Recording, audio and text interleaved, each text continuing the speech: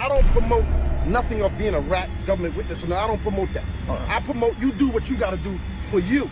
I did what I did for me, and I walk in my truth. I walk in my truth. I'm not promoting you got to go tell, you got, nah. I did, even with telling like you say I did, and which I did, do you. Because the code of the streets, that's where you're going to get f***ed up at, because there is no code. Because what code is it that you kill your mother, a nigga mother, because you trying to get at him? I didn't live by that code. Harlem, 1980s. A jungle made of concrete, crack smoke, and ambition. Where one name, Alpo Martinez, rose from a hungry teenager to a ghost-making kingpin. Born June 8, 1966. East Harlem. A boy chasing respect, not dreams. By 13, he was already slinging drugs, learning fast that money talks louder than morals. By the mid-80s, Alpo was no corner boy. He was a businessman with a pistol. He linked with Azzy Faison, Harlem's rising star. Together they moved product like Wall Street moved stocks. When Harlem talked power, they whispered Azzy and Alpo. But Harlem was never built for peace. The same streets that crowned you were already plotting your funeral. By the late 80s, Alpo reached into Washington, D.C., linking with Wayne's Silk Perry, a feared hitman who carried death like perfume. Together they ran drugs, guns, and discipline. Anyone who crossed them vanished, and the body count started to rise. By his own confession, Alpo was responsible for 14 murders, 14 names erased from the map. One of them was his own brother in business, Rich Porter. Car doors slam, gun clicks, January 3rd, 1990. Inside a car in the Bronx, Alpo looked his friend in the eyes and pulled the trigger. No hesitation, no remorse. He later said, it wasn't personal, it was business. That's Harlem logic when your heart turns to cash. And the empire? It only grew, built on fear, bullets, and betrayal. He won. The streets caught up. The feds came knocking with conspiracy, trafficking, and 14 counts of murder. Alpo Martinez, the mayor of Harlem, was now inmate number. The Kingpin became prey. Facing life without parole or the needle, Alpo did what no one expected. He flipped. He became a federal informant, the dirtiest word in the street Bible. What murmurs? He confessed to every murder, 14 deaths, each one a story of control. He named names. He testified. He walked away with 35 years instead of forever. They sent him into witness protection. New name, Abraham G. Rodriguez. Small town in Maine, white picket fences, silence instead of sirens. Snow falling on quiet suburban streets, but peace never sat right with a man built from chaos. He missed the fame, the fear, the street applause.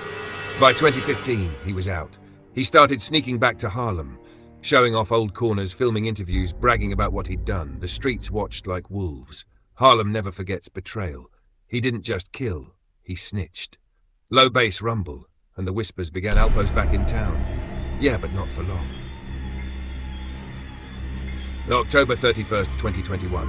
Halloween night, the one night ghosts walked the streets, and Harlem had been waiting for its own. Around 3:20 a.m., Alpo rolled through 147th and Frederick Douglass in a red Dodge Ram. Same streets he ruled. Same streets he betrayed. 5 shots tore through the dark. Chest, chin, arm. He lost control, slammed into parked cars. Gunfire, tires screech, glass shattering. When the dust settled, Harlem's most infamous kingpin was dead. Dead in the same city that once called him king. Police found 33 heroin packets in his truck. Even freedom couldn't stop the hustle. The story circled the web. Was it revenge or road rage? Some said it was random. Others said it was karma in a hoodie.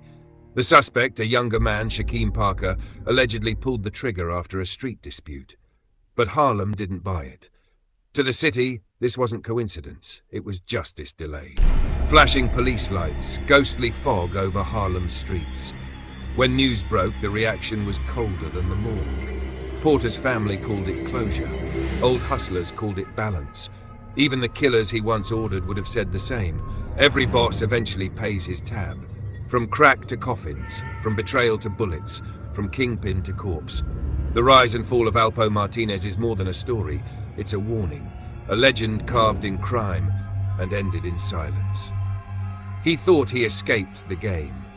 But the game never ends. It just waits for the right night to collect. And that night was Halloween. To black. The streets remember, and Harlem He was one of the city's most notorious drug dealers, famous since the 1980s for his murderous ways and mountains of cash and drugs, immortalized in dozens of rap songs and the movie Paid in Full. But it all came to an end for Alpo Martinez right here on the streets of Harlem, right where it all began. These are exclusive photos of Alpo Martinez on previous visits to Harlem in recent years. But his latest visit turned out to be his last. On Sunday about 3:20 a.m., police were called to Frederick Douglass Boulevard near West 147th Street. A dark red pickup truck crashed into parked cars. The driver was shot 5 times in the chest through the car window and killed. I heard 5 shots, 1 and then four consecutive shots after that. It was Alpo, but his driver's license and other IDs had his witness protection name of Abraham Rodriguez with a Lewiston, Maine address.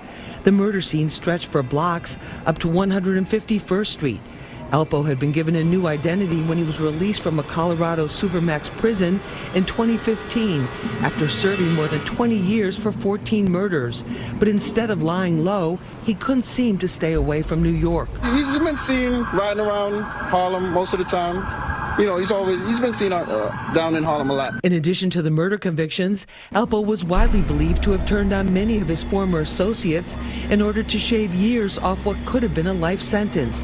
There is no shortage of people who may have wanted payback. Other than him being who he is, there seems to be a thing with guns going on that everyone's, you know, it's getting out of hand with the guns. Everyone seems to have a gun right now. Sources tell me that Alpo may have been shot while sitting in his car further down the block and then tried to drive away to escape.